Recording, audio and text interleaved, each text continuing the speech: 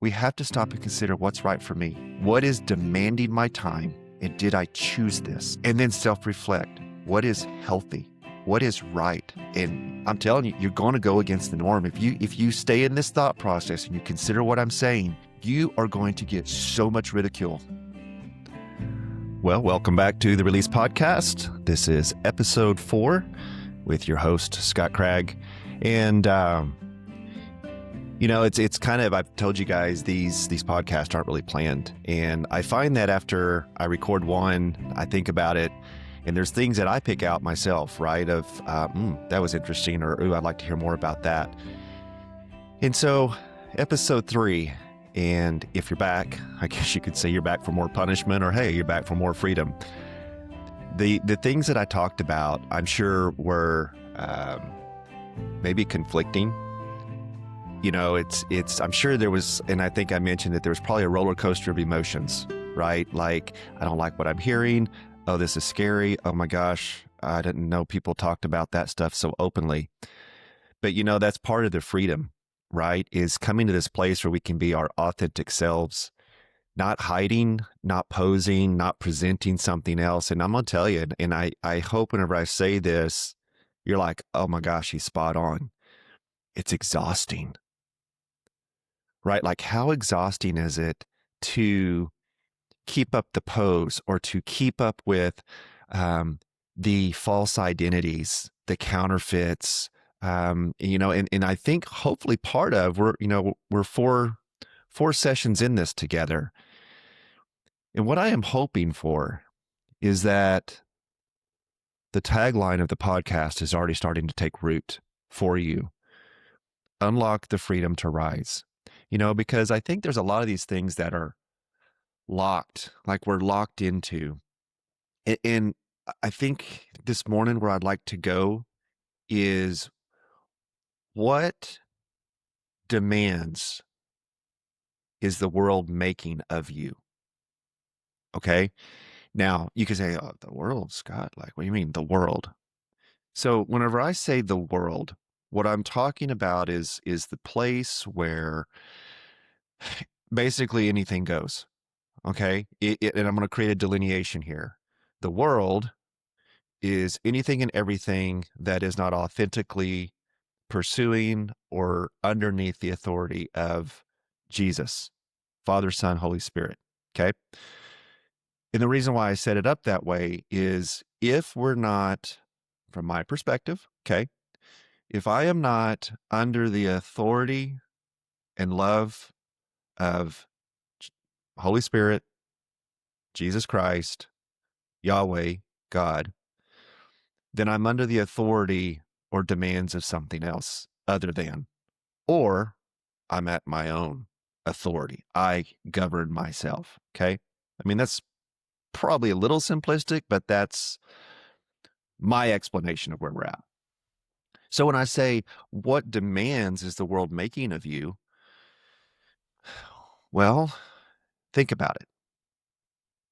And I think this really connects well with the identity portion, because if you were listening to that, there's a lot of things about the identity that we're not aware of it, right? So when I started talking about this on the previous session, you may have started to go, oh, this who am I, right? That was one of the questions we asked. Who am I? Who's Scott Cragg? And you're probably going to answer that in a different way as you start to think back through the years.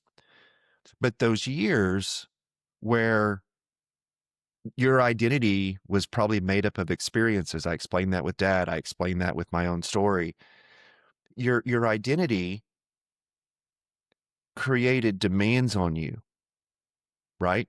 So if it's your career, well, then there are demands made. If it is, I'm presenting a lifestyle, then there are demands that are made. I mentioned the children, right? Like, if you make your children your identity, well, then they're going to have demands on you. There's a lot of things. And here's the piece. They're not all bad, right? It's moderation. It's what is it doing to your heart, to your mind? Let's continue down this road. What are the demands on you? What about relationships? What about the friends that you have that you acquired over time? And maybe you acquired some of these friends when you were living under your inauthentic identity. Okay. I need these friends. These friends get me places. I'm a generous person. I had a conversation last night with someone. I'm a generous person. I love to give generously to people. I've helped with jobs. I've helped with finances. I've helped so many people. That's a good thing. But part of that, and we had that discussion, his generosity is his authentic, it's part of his authentic self. It's in there. He's a very generous person. But in the season of his operating in the inauthentic self, the generosity actually was part of, I'm a good person. See, I'm a good person. Look at what I do. I give generously. And that's like, if you think about a scale, it rocks back and forth, back and forth. I do some things that I'm not really proud of, but I give, I'm generous. Oh, but I expect something in return. But my heart is good, right? And so like it's the scales are going up and down, up and down, up and down. That's exhausting. How exhausted, now that you're thinking about this, how exhausting is life when you start to think about what is demanding your time, what is demanding your attention? And here's the thing, a lot of us don't know. Like, it's not like, oh, so this is demanding I'm going to do. We don't stop to think and make a conscious decision of, well, this is where I'm going to spend my time. Ooh, what is this? Is this good for me? Is this good for my heart? Is this good for my head? Is this good for my body? We just kind of fall into it. And here's the thing, like my wife and I, whenever we got married, we'll be celebrating 5 years in May. We had discussions before, like right at like the very beginning, right? If there was a camera watching us, it'd be like, oh my gosh, I cannot believe they're talking about that. It's like the first time they've met each other. But here's the thing, when you're your authentic self, you don't have to pose. You don't have to play. You don't have to tiptoe. You can say, this is who I am. And if they're like, well, I don't like who you are, I think you're a Looney Tune. I think, well, you're one of them there Jesus freaks. Okay. I no longer care what you think of me. Now, that doesn't mean I walk around like a jerk or I don't care what you think about me. That's not what I'm saying. Don't misunderstand. My authentic self, my identity is who Jesus says I am. Now you may go, Scott, okay, like I don't understand this. I know it's going to take time. This isn't an overnight thing for me either. This is an 11 plus year journey of understanding this, disentangling, going back and looking at my past, my story, and going to the places that were hurt, the wounded heart, and allowing Jesus to heal those things, right? This is a long journey. You're hearing it for the first time. Don't allow this to go, oh my God, this takes time. This is new information. This is a new way of thinking or a new way of considering your life and your story to this point. Okay, so don't get overwhelmed. Take a breath. I mentioned previously that your kids, right? They demand something from you. If you made them your identity, then it's really easy for our children to become entitled. They demand our attention. They demand that the world revolve around them, and we let it happen. Now you may be thinking, well, Scott, that doesn't sound loving. What's more loving? To establish boundaries, proper expectations, humility, a healthy pace of life for yourself and your kids?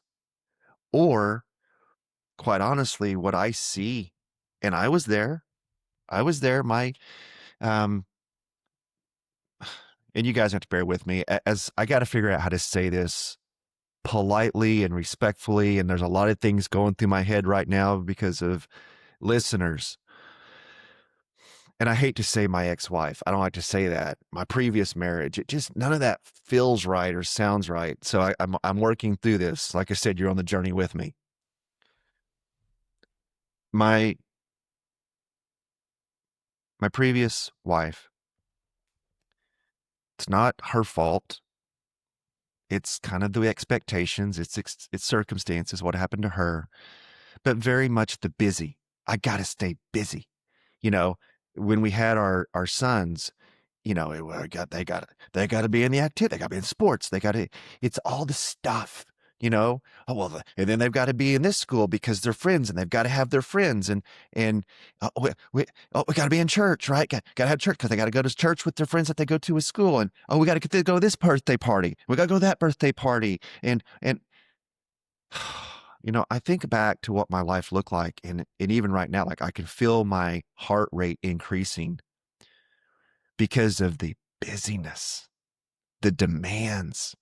And see, and part of that, the demands come from that false self, that inauthentic self. And so what we're doing is we're trying to please the world. We're trying to please other people. We are trying to continue to be validated, like we want to be validated. And it's the world. It's the it in the world is it's not loving. It is not kind to your heart. It isn't. I said in the previous episode, you have an enemy. And here again, this some of this stuff is so new, and you might maybe going, Scott, I just got to wipe my brow here because I think either you're onto something or you're flipping crazy. I've wondered myself if I was flipping crazy. I've questioned this journey so many times. I have questioned a lot of things, and people have said things to cause me to question that. I've been told, you're crazy. I've been told you need to be on medication. I think you're suffering from depression because you're going against the norm. It's not normal to say, I'm not going to be defined anymore by my job. It's not normal when you're making six figures to go into ministry. Now I'm going to use the term ministry lightly, okay? Because I was there. You think ministry, you think preacher, you think church, you think overseas missions. As we spend time to get on this podcast, you're going to see that my definition of ministry is a lot broader. I try to align my understanding of ministry with what I see demonstrated by Jesus' life. But that I go back to some that this journey, and why would you do that? When my sons were in sports, and whatever the coach says goes. You don't question the coach, because if you question the coach, your son may not get enough game time. And why does that matter so much? Well, because if they don't get game time, they're going to get bored. Okay, well, you know what? If you're going to choose sports, maybe you don't always play. But Mike, no, they've got to play. That's what it's all. But, okay, where's that coming from? Where is this sense of my kid has to play, and I'm going to let the coach bully my son, yell at my son? We're going to travel. We got school year, and we got travel team. Then we got to do travel team. And it's just like, what are we doing? Well, Scott, to question that, you just don't understand. I think I do. I think I do, because I think we've come to this place where we need the approval of others. And it's not intentional. Okay, I'm not like pointing my finger at you saying, shame on you. But I think in a way we're looking for glory through our kids. We're looking to their success and other people going, "Oh, your son made that. Look at that layup. Oh, can he dunk? Can he dunk?" We're looking for the accolades of people based on what our children do so that we can feel good about ourselves. And you may be sitting there going, "Scott, I don't like you saying that. I, I, I'm stuck on the fence. Are you wrong? But you're making me think, and I don't like the way I feel." Okay, what have we been doing so far? Where's that emotion coming from? And coming to a place where you're willing to be honest with yourself. Because if you say, okay, yeah, that's Scott, I think that's maybe me. Okay, great. We just unlocked something. Now the freedom. And again, this doesn't happen right now. It doesn't happen overnight. This is a long journey, guys. Becoming your authentic self is a long journey. It's worth every step. It's worth overcoming every fear. It's worth taking every ounce of responsibility for your story up to this moment. You get to rise above it all. That's where your creator wants you. He wants you to rise above everything that has been done to you to keep you from being your authentic self. It's in there. You're in there. But we have to be willing to ask the questions and be truthful with our answers. Because here's the thing. How did I start this? What from the world is demanding your time? Because the demands on your time, obviously, honestly, are distractions. They're meant to keep you distracted, busy, worn out. And some of these things, these distractions, you would never even consider as distractions. You're told these are good things. These are you got to be in all your kids have to be in sports. Your kids have to be in some type of, they got to be in band. They've got to be in something. Okay. But you got to work too, right? Like you have to have a job and, and you got to have a house. You got to have cars and you got to be saving for your kids' college. And they're going to need a car. Your kids, you have to do that too. And, yeah. Okay. And then if you are in church, well, the church is the priority. Church, the four walls of what we understand today, which is very structured. Okay. It is very organized.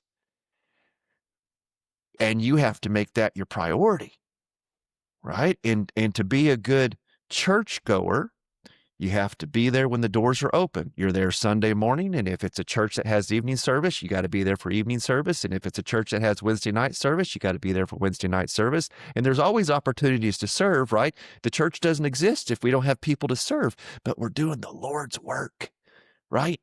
And so you need to be there. And guys, I've been there.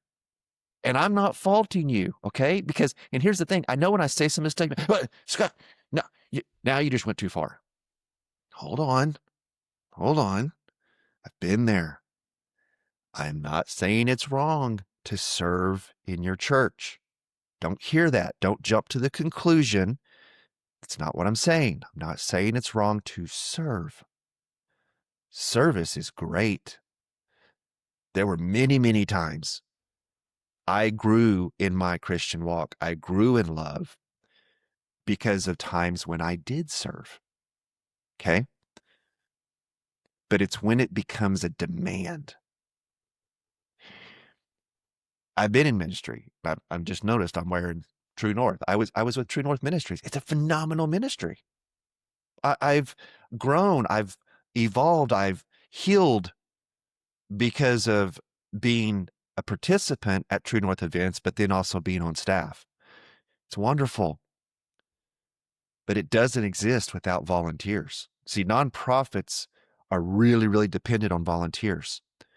Churches are extremely dependent. They cannot function without volunteers, not from an organized programs, praise and worship band, lighting, soundboards, children's church, children's ministry, daycare, you know, greeters, servers, ushers. They depend on volunteers. I'm not saying it's wrong. I'm just being transparent. So if you're involved in an organized church, you are told that has to be a priority. You got kids in daycare in the children's church. You need a volunteer. We all got to carry our own.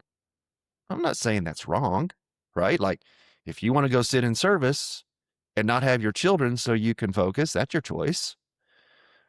But then what about the people who are back there serving? Well, they would probably like to go sit in service, right? So, but now you're thinking through this. So look at the demands on your time. If you've got children, the demands are they've got to be in a school activity and you got to be at every event. If you're not at every event, you're not a good parent. Oh, and by the way, let's not forget fundraisers, because we got to have the best uniforms. We got to have the best equipment. We got to travel. We got to go. And the school doesn't make enough money. So guess what? You need to have your kids send out text messages to all their family, because we need a fundraiser, because we need Under Armour gear. We need Nike gear. We need Reebok. It's got to be the best colors. I know, man. I am pouring sour milk in your cereal. I'm sorry, but I'm not, because we don't stop and think about this. So then we got kids and then your work, right? Do you really work 40 hours?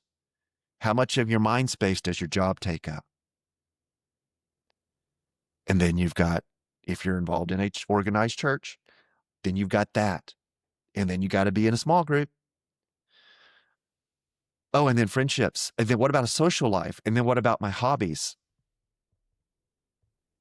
You feeling it? Do you feel that pull? Do you feel that weight? You know, there's something about Jesus' life that I think we really, really miss. We miss it, right? Because I think from a religion standpoint, and I've heard it, and oh my gosh, it just drives me nuts. Well, we're doing the Lord's work. Busy for the Lord. We're in the business of people. Oh, just, and I know it's not said to be that way. Jesus, if you really go in and you read the Gospels, Matthew, Mark, Luke, and John, how many times did Jesus go off? He would go away to be with his Father. We miss that part. It's not really taught, right? Because, well, if I'm teaching you to take care of yourself, soul care, if I'm teaching you to have boundaries around your time, your mind, your heart, but then you may say no to my needs. I need volunteers at school, fundraisers, on the praise team, on the first impressions team, on the greeters, the ushers, the parking lot crew, the soundboard. I need you to work some extra hours. See how this works? If you start saying no, if you say no, then what happens to my need for your time? I know, guys, this is tough stuff. But this is the reality. If we don't take time to rest, here's another big one. I'll probably get some, maybe not. I don't know. Maybe no one takes time to comment anymore. That's okay. You don't have to. Sabbath. Well, the Sabbath, Sunday, that's for, you don't go to the lake, you go to church. Not really. That's not what the text means. The Sabbath was made for man. Man was not made for the Sabbath. And the Sabbath is a day of rest. It's to rest, okay? The reason we have to rest, our bodies are not meant to function the way we cause them to function. The nonstop. Okay, let's start with a Monday. Okay, I'm at 25 minutes. I'm going to wrap this up. You wake up Monday morning, the weekend felt way too short. You get up, and you put your own scenario here. I can't go through all of them, but let's say you've got kids. You get up early before they do, get yourself ready. Make sure you got your kids ready. You get your kids to the bus, or hey, if you homeschool, one of you staying home, and you're like, oh my gosh, I got to do homeschool. Okay, that's fine. I was homeschooled. It's great. But you get your kids off to wherever they need to go, and then you get yourself to work. And then you go through your work day, you try to figure out what got missed over the weekend, and then there's a good chance you've got something on the schedule for tonight. And then that's the entire week. And then you get to the weekend, and oh my gosh, okay, now the weekend. Oh, well, I got to catch up on what I couldn't do because I was at work 40 hours, 5 days a week. So now I got to get caught up on Saturday. Well, I got to mow, I've got to do this, I got to do that. Oh my gosh, and then we've got an event, and then we got church on Sunday. Where does it stop? You were not meant to function like this. And we wonder why we have so many things happening in our culture. The exhaustion, mental health challenges, broken marriages, kids that they're lost. They want something authentic. They want boundaries. The world revolves around me. Mom, Dad, that's the thought, right? It's the entitlement. They want boundaries. They do. Boundaries mean you care. You need to, I said I would never tell you what you need to do. I almost did it by accident. I'm sorry.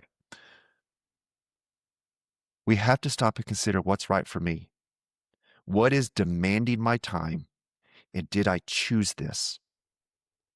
And then self-reflect. What is healthy? What is right? And I'm telling you, you're going to go against the norm. If you stay in this thought process and you consider what I'm saying, you are going to get so much ridicule.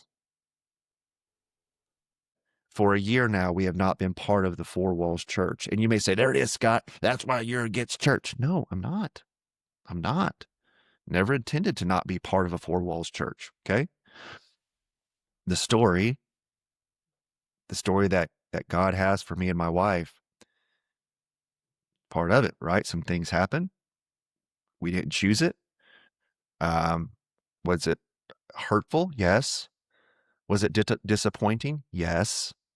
Was it scary to leave the four walls after having been in it for so long and served in it and loved people? Yes. But we spent time with Jesus. What are you doing here, Lord? What are you doing? Where are we at? What's going on? Self-reflected, took time, and he opened up a new world.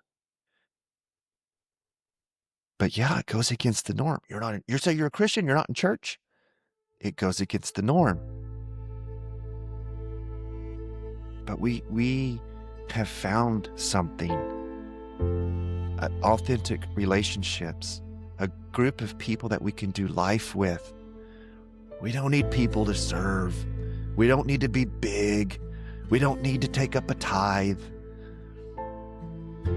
We want to love Jesus. We want to know who he really was.